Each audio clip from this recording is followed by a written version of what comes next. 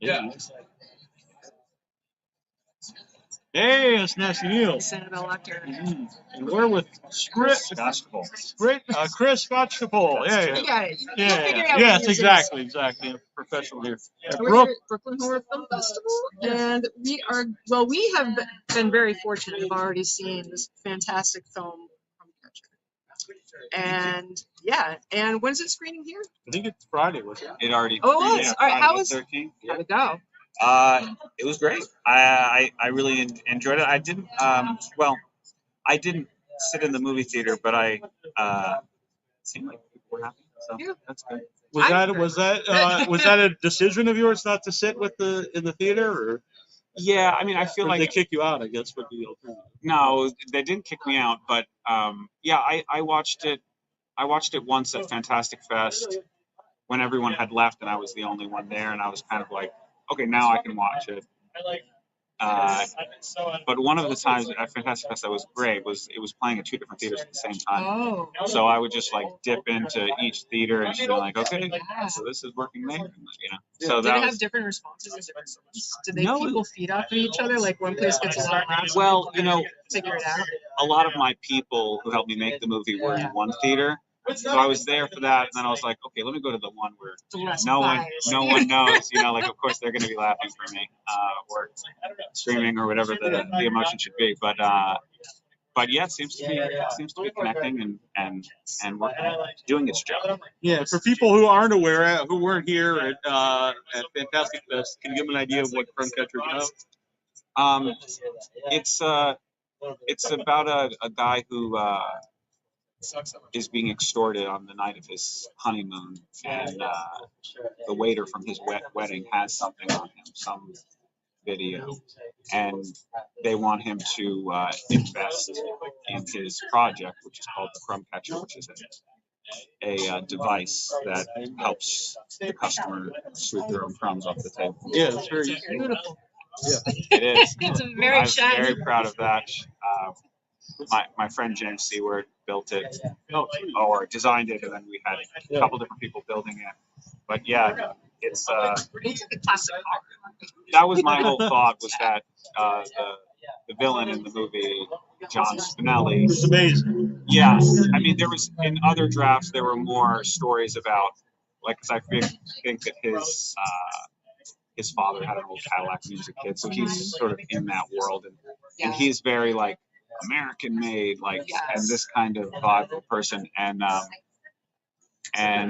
yeah, so it was intentional. Yes. Well, just that playing with him checking out this older car and what kind of car. Right. So yeah, that was great. I bumped into Rigo last night. Oh, great. Yeah. What a great actor. Like, everybody does so well, but I thought, here's a guy that I feel like I shouldn't like because of some of his choices. Yeah. But I can't help but feel for him. Not the man, the character. No, yeah, no. That was a struggle to find an actor that can do that, because, you know, if you just give your like classic, like, here's this dude, you know, the worst thing is you don't want it to be like he wakes up and just be like, oh, this again, like, oh, again, you know, so you just don't want that. And Rigo is, you know, a very, very likable person, and also the opposite of this character. Yeah. And I just, you know, I think sometimes, I forget what director had said this, but they said something about that you should cast for who the character becomes, not who the character is when the movie starts. And I think Shane, I hope, finds that thing where he becomes better. I mean, always struggling to be better. It's a full-time job. Was there an inspiration for the story itself? It started as a person who didn't want to be at his own wedding, a person who had a lot of opportunities, but I don't know, was scared or just can't accept the love that is being given to him by his woman, potential like things in his career, and then and I think that was sort of the seed to sort of it was always sort of like a redemption to become the person you were supposed to be on your wedding night. And I think it was about finding that. And I got the blackmail plot because I was watching a lot of early Scorsese stuff, and like Cape Fear, I really loved that one. And it just sort of went from there. And you know, you don't want characters who are like, give me the money. You know, you want a character who's like, I want the painting, you know, or something, or it's, you know, just, That's much more interesting anyway. Yeah. I always find in a movie, if the motivation is just money, it's like it kind of takes me out of it. It's like, that's kind of typical. well, it's like that's the thing on the surface. Is Right. They want money for this the project. idea, But, the idea of Ford being But this he really this wants to invention be- is like, you know. well, I think he Special. wants to be loved, Yeah. and And that's where true belongings. yeah, and I think the sense of him getting that money is that he is, well, he is whatever. And you know, I think a lot of times when I'm working on characters, you just want to like have people be opposites, and they kind of help reflect each other and expose maybe some flaws or highlight some things that are better. When you're like, that guy sucks, and you're like, oh my god, that guy's terrible, you know. Yeah. And then you kind of can, I don't know, illuminate something maybe. But yeah, I love the idea of like John being this person that's so desperate for love and attention, and then Shane being the guy who is the exact opposite, you know, and like Rose being someone who can't stand her husband and wants to be rid of him, and then a woman who just wants him to be who she believes he can be, you know. Yes. So it starts there, and I love like absurdist movies that just like, is this real? Is this a nightmare? Is this, what is that? How about the Crumb catcher itself? Was where did the idea you know? I want this. Crumb catcher? Well, you know, It did remind me of an experience I actually had when I was in London, and we went to probably a fancier restaurant than I thought we were going to, and the waiter kept coming over with, it was almost like a credit card, and he would scrape Yes, of course. and then do all the crumbs, and I was like, this is very unnecessary. There you go. So you know better than yeah, most. when I go to restaurants when other people are paying for them, the fancy restaurants, you know, Yes. yeah, they're always there. But that's not really, well, my lady is in she manages restaurants, and so she's very much in that world. And you know, when it became that this guy was a waiter, he just wanted to be who he is in some way, and I like the idea. Like I sort of start like, what would the character, like what does he care about? And I think that he's a very loud, obnoxious type person who's just like doesn't, but he's kind of aware, you know. Yeah. And I think his awareness came out through this product. Like he's like, these people are being annoyed by me. Oh, it's probably Yes. because this, so I'll fix that. Yes. And I also love the, you know, at the bank when you're going to deliver or cash a check or deposit a check, that the bank tellers are always like, oh no, you just go to the ATM, and they're like selling themselves out of a job. Right, yeah. You know, and Yeah, that's a lot that's of just a classic self-help, thing that yeah. like the corporations are just moving towards that thing of more robots doing things or more, you know, machines. Yeah. I was going to mention your social commentary is amazing. Like it's right off the bat. Here's this poor guy just trying to live, and all around him are these people demanding, and yet not respecting at all. They're like, "Oh, you have talent that we can use," and it just seems like he's perceived as very low. And even comments about, I think even the waiter said something that was sort of like a "you people" sort of comment. Yeah, I mean, I think he's doing this classic in one of the earlier parts. He's like blaming like, oh, the cake, and you know, we got this new guy, Mateus, you know, and like he was like, Yeah, it's more of a exactly. language thing. And I feel like it's like, I know in talking to Rigo as we were developing the character and developing the script, he was always like, he would bring up comments like that people are like so unaware. Yes. Yes. What's going on? Microaggressions. Yeah, these microaggressions, and obviously he's got a reason to have microaggressions. When you carry through the film, you see what's going on. But also just like, I don't know if I would say this poor guy because he put himself in this situation. I think it's a you know, there's this one book that's great. It's called Morality and Fiction, and they talk about like if a character dies, does he deserve to die? Does she deserve to die? And the only one who doesn't deserve to die is Leah. Yeah. Because she didn't, I mean, maybe she pushes her husband too much, but Yeah. I like to think about that also in like, because I feel like if you're just here not doing anything and then you just start getting tortured, it's just torture. It's not, and it's masochistic. It's not, or it's existential. Whereas like with this movie, it's like I really didn't want it to be existential. I didn't want it to be like he didn't do anything. Yeah. It should have been of his own morality. Yeah. Is what got him into the situation, and I think that's really what makes horror become a story and not a gimmick. I think that's a really good point. Very much so. And I think that's something in all good stories. It's kind of like, what is the path of man? And the path of man has to do with questions of morality and right, wrong, and what are your choices and what do you need? Yeah. So, and you're sort of like creating this torture device for this character that's perfectly fit and tailored to him. yes. And to push him to become to be the person that. You said horror, and horror is like a very broad genre. It's like, some people may argue this isn't horror, it's a thriller or whatever. I don't know what horror is. Yeah. I mean, I'm just saying in terms. It's kind of annoying to me when people argue about it. I mean, I don't really know. I mean, I'm definitely not the person to talk about it, but I do think that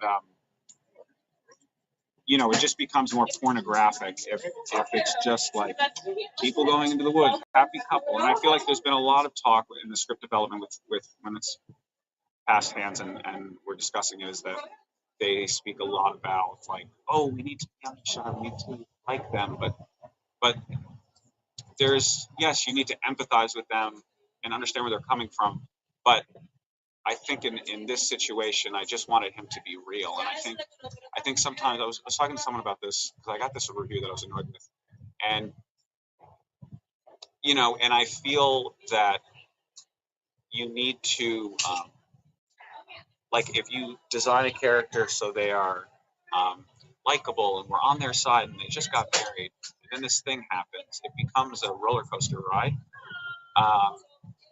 And it's an amusement park of sorts. And then, but if you make them real and damaged, and they did this to themselves, then it becomes like you're watching people on a roller coaster ride. Oh. And I think people want the roller coaster ride.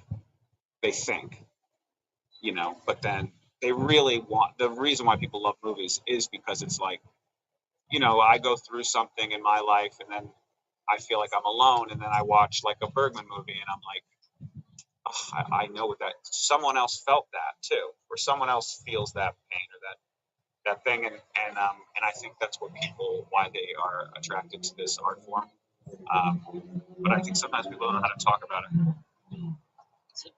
I know, well, as I say, I know you work with Larry Fessenden a lot. So how did that come about? And what kind of advice has he given to you? So much. So, I mean, it's hard because I've just known him deeply for a long time, and it's hard to just point one thing, and I think he has a tenacity, and I think the biggest thing I would say I took away from him is like, he doesn't let,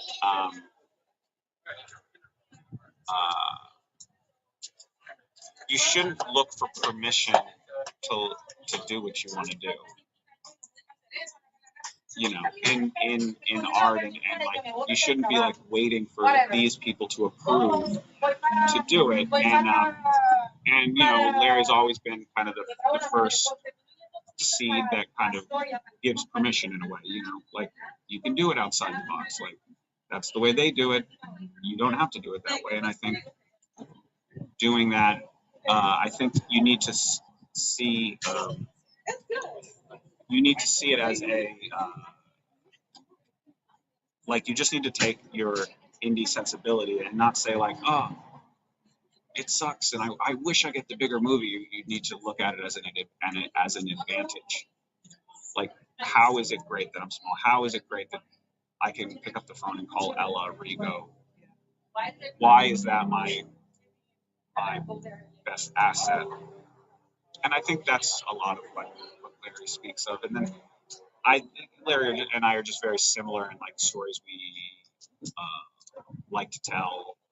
It's very similar sensibilities, and we're sort of opposites in a way that I'm like always sort of. Well, I think when Larry writes or when he makes something, he's very intuitive. I sort of think of him as like a Jackson Pollock kind of a artist that's just like emotion, and he's done. You know, he's sort of just like, and he tweaks, of course, endlessly. But I do think that I'm always like, oh, what is that red doing there? You know, and like, what is it? Why is that there? And should that be a little more purplish or whatever? So I'm in that, and it drives him insane. But he loves it, I think. It's good. Yeah. You bounce things off each other. Right. Absolutely. Yeah, of course. Well, I was gonna say you worked as a cinematographer on his film. So did you do that on your own film? Or did you... No. There's a wonderful DP called Adam Carboni who came in. It was just such a wonderful spirit and such an intuitive artist. And so yeah, we're so lucky to have us. I'm just so lucky to have so many different things. I just have to hope I don't fuck it up because it's so, you know, the character is similar to me. It's self-sabotaging. Yeah. But how does that experience help you as a director, like working as a cinematographer? Is that... Well, I like it, or I liked it when I was working with Larry on that movie, and it was also, I shot it with another collaborator, James Stewart, and yeah, it was nice because I feel that in a way you can be a little bit more open to whatever it can be, and I think you just have to not be like, oh, this is my idea and I'm going to get it in, and you just have to be like receptive and how you can build on their ideas. And I think, especially if you trust a director, it's like they say this is what it is, and then you're like, that's a great place to start. What about this? And then he's like, maybe that, and then we're get into it. And again, back to the like OCD versus sort of expressionistic, or not expressionistic, but sort of, yeah. But yeah, I was usually the one that was like, can we do one more take? He's like, we have it. And I'm like, just one more. And he's like, God damn it, okay. That was sort of the relationship. But, you know, always fighting for what the director wants. And, you know, I'm working on a project now, helping somebody else who helped me along the way.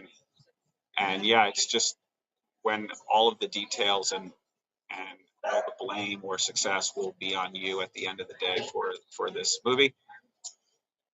It's like an incredible amount of anxiety and sort of pressure, and to sort of be next to someone who's dealing with that, you're sort of, it's much more free. And how critical is a collaborative process? Do you feel talking about this now, but do you feel like as you go forward with your career, is this something that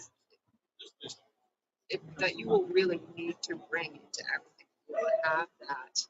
You mean collaboration? Yes. Like with other people? Yeah. Absolutely. I mean, I feel like when somebody is, when I could tell someone is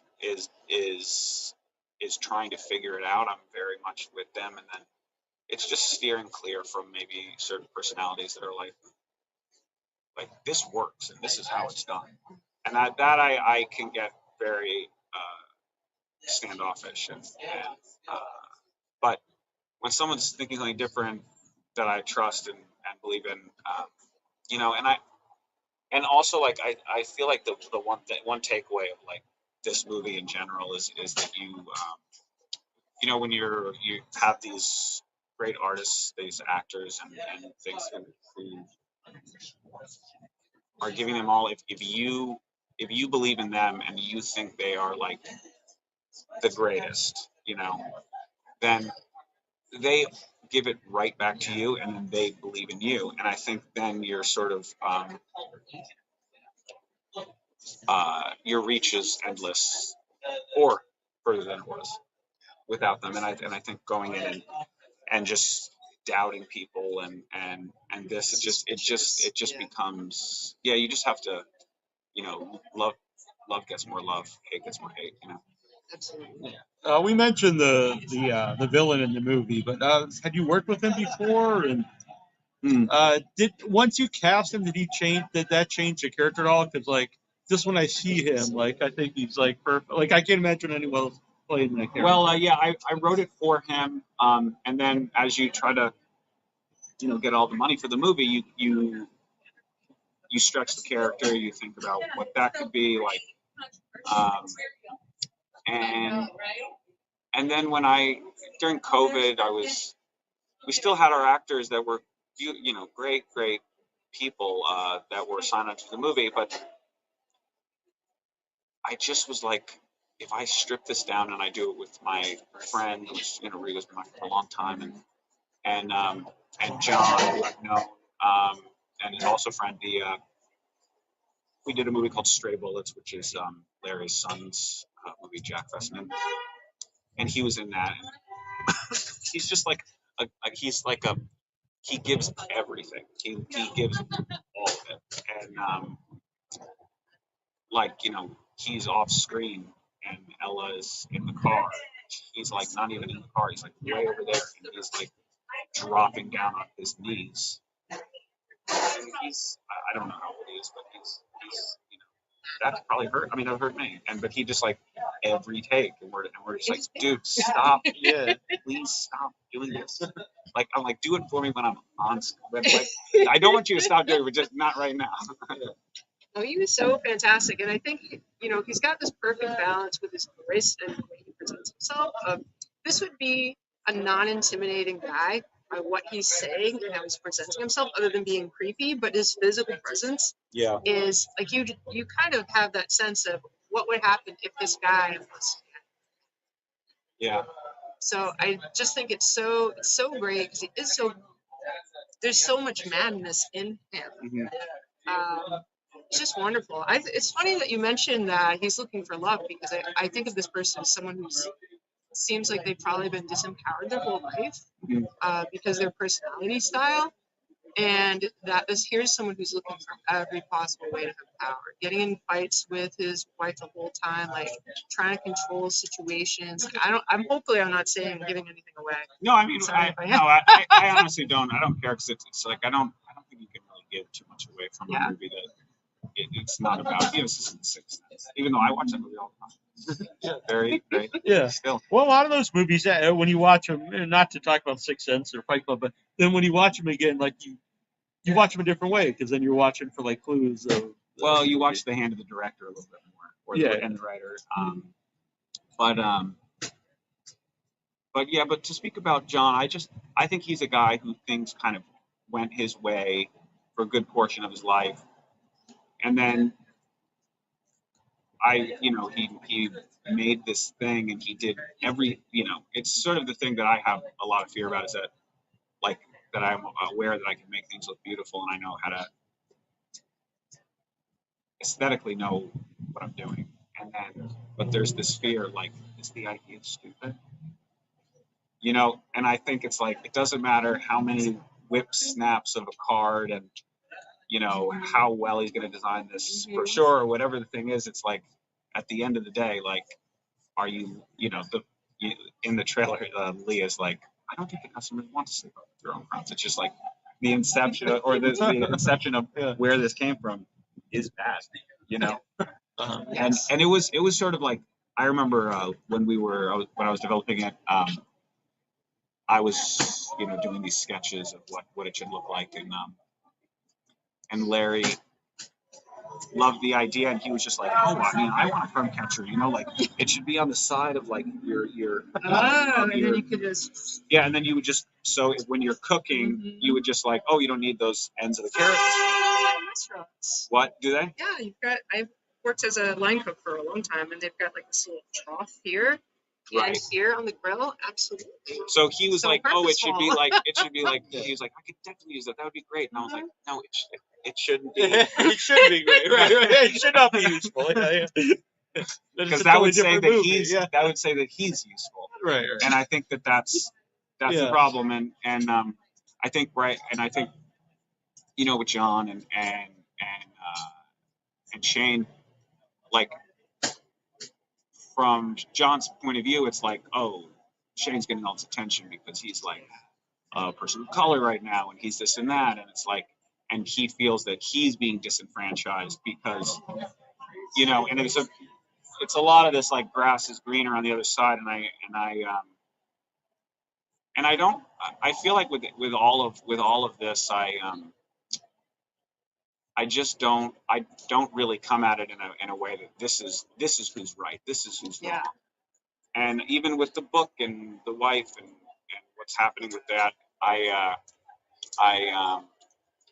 don't really side with either of them. I think in moments I side with somebody, and then another moment I side with them.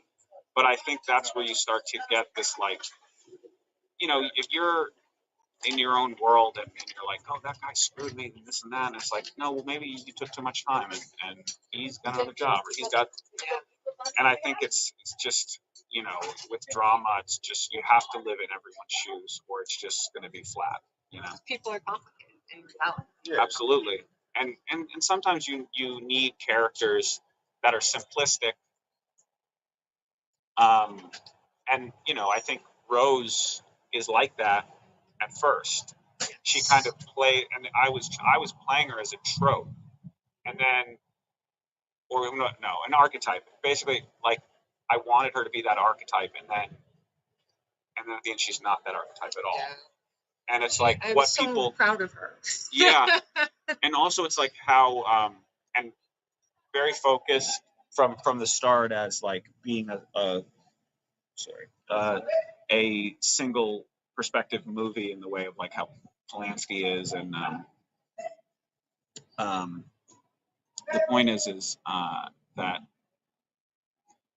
I think you see it all from Shane, but you don't quite get people's perspective at first. You sort of are slowly like adding everything up, and then you get to see what Rose is really dealing with. And I think you get little hints of it, and then they arrive at this place. And I also just like I remember I was making a short film, and I wanted it to feel like a photograph, where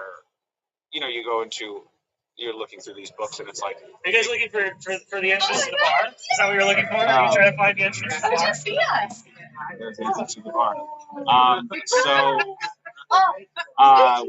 Anyway, you go to garage sales or whatever, you see a photography book, and you get these little snapshots of like a family, a birthday party or something, and you're like, you have no understanding who these people are. They're not celebrities. They're not this. They're not that. But like, this is a real moment, and you can imagine what the outside is, but you don't really know. Yeah. And or just like you put yourself into it or whatever. But anyway, this short film I was talking about, I wanted it to be like not explain that much, but people just enough to be interested. And like, because I think that if you close everything up, you forget it immediately. But if it's a photograph, if it's this moment, you're like, it's like almost like a wound, that is not healed yet.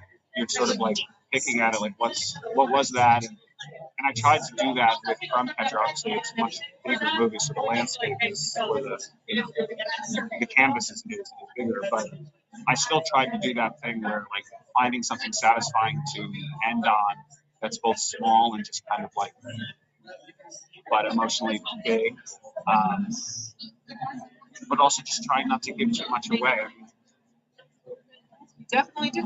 And also the way that we chose to open it was like, I felt like that was the perfect amount of information that people needed, with like the photographer asking all these questions. and you just sort of like, but they're kind of playing around and lying and fibbing and joking, so you're like, what's the truth here? You know? And still you're trying to figure it out. So we're at Brooklyn Horror Film Festival. What are the benefits of playing festivals? Yes, from that. Well, just like seeing it, although I didn't. But I think, you know, this is something Larry talks about a lot. It's like that films are abandoned, not finished. I think that's a quote from somebody else, but he always says it. And I think it's like these first steps of like abandonment that are happening. You're sort of like, that's why I kind of don't even want to see it, because I don't want to have an opinion. I just like want to give it away and just sort of see what people do, and you know, talking to people and seeing what connected with them and what didn't, and then me telling them why they're wrong. How we doing? I like that answer. And, Yeah. And I don't know if it's too early, but where does Crumb Catcher go after the film festival? We're out and about looking for love. Yeah. Yeah. Like most movies are. Like, right. Yeah, I don't remember. Yeah. And where can people follow you to see what you're up to? Right now, I have but I have an Instagram account, CJ Scotch. Follow me there. I don't know. I post things when it happens, but we're you know, it's interesting. I was talking with my sales team, and you know, we were like, oh, do we apply to all these other festivals and this and that? And he was kind of like, well, a lot of films can make the mistake to go to all the different genre festivals, and then by the time you put out the movie, would see it has seen it. I mean, hopefully there's a bigger audience than that, but like a lot of the people that would be hyped to like be the first one in line, Right. They already saw it and they loved it, but so that's the sort of, you know, because of course you want to see it. I think the idea at that point then is, and I don't know, and not saying the movie is or isn't this. At that point, then it's like you want to put out like some kind of special that has a lot of extras, and I don't know if it's like a Blu-ray. Right. You know what I mean? If it's played all these all the festivals. Of course. Well, I have tons of scrap footage, so I'll probably, if I find the time, I would definitely want to put something together. All right, it's been good to talk. And what are you working on currently, or are you working on it currently? Yeah, I'm working on a script right now that's different in tone, but kind of has a similar energy. But yeah, hope this next one isn't as hard to get off the ground. First one's always difficult. First one's always the most difficult to get off the ground, but then you put everything into it. And then maybe the second one's easier, but then don't believe you when they say you're great. Because that's why a lot of second movies are not good, because you put so much love and attention and like, oh, they didn't like it. Okay, well, I'm going to make the script better. I mean, like, dude, I'm going to work hard. Try to appease the people who didn't. Or just like, what am I trying to do? What is it? You know, not to like, I try to like listen, but then not listen at the same time. Like just get the seed of what they're talking about, and then find a way to. Because usually their suggestions are always good, but what they're saying, but they're saying something that's true, you know, or trying to say something that's true, you know. And anyway, and I think that there's very few people in this business who have taste, in my opinion. But I think that when you have a success, people read something and they don't know how to, or maybe they don't really know how to read a script, and they're just like, oh, he's doing it, it's going to be great. But then you kind of can fall into that trap of like believing too much. Or Do you think people just get lazy? no, I just think. I don't think it's lazy. I just think it's like people are like, they're giving the money right away. And I think that there's a whole thing about, you know, I think there's a whole thing about that if you solve problems with money, you do the easiest thing. Like you do the easiest thing. So, and if you have to solve things in a different way, and you have to sort of figure out exactly what it is, then it becomes, so it's, I think there's ways, you just have to always be, that's why it's, you gotta trust people in your life, whether it's my peso or like, just people who are close to you. I'm always stay very close to my close friends from when I was a kid. I usually just pitch them the movie verbally, and I'm like, they're not lying to me. They're not getting anything out of this other than just like listening to this. So I try to focus on those people and see what would resonate just to a person first, and not like be like, oh, it's gonna be like a movie, whatever. Well, this has been great. That's been That's a good one. Yeah. We genuinely enjoyed the movie. If we had this up here, we'd be yes. There we go. No, it was great. It was great. Oh, yeah. Obvious. I think obviously very original. Oh, definitely, yeah. Which to me is important because we see a lot of movies, and even if something's technically well made, if it's very run of the mill, I think that's like the most important thing to want. Yeah. Also, just if someone says cinematography is beautiful, you're like. Oh No. You started with other things. You Yes. kind of wrapped up. No, but it's because if they're like, oh, the first thing that came out, the sound design was whoa. It's like, you know what I mean? Because they're like, God, your choice of shoes in that movie was so great. I'll remember that. Yeah. Yeah. So if you want to hide your car, Yeah. Yes. Thank you. all right. Yeah, it's been Thank you, great. guys. I'm So- sorry for Thank totally you. butchering that. It's all good. Right. Bye. Thank you, guys. Yes. Thank you.